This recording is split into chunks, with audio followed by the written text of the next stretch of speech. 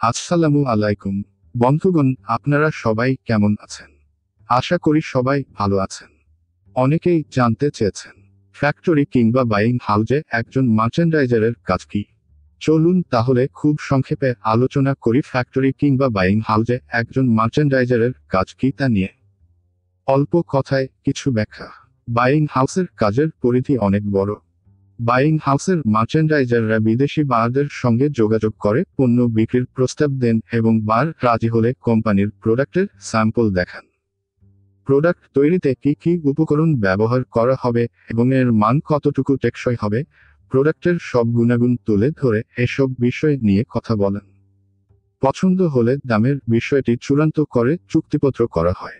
বায়ারদের চাহিদা অনুযায়ী ফ্যাক্টরিতে প্রোডাক্ট তৈরি থেকে শুরু করে শিপমেন্ট পর্যন্ত পুরো কাজ দেখতে হয় মার্চেন্ডাইজারদের।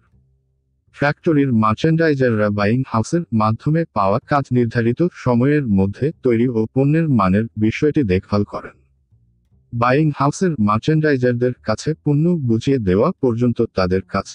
তবে অনেক ফ্যাক্টরিতেই মার্চেন্ডাইজার অর্ডার আনা থেকে শুরু করে অর্ডার বায়ারের কাছে পৌঁছে দেওয়া পর্যন্ত পুরো দায়িত্ব পালন করে থাকে।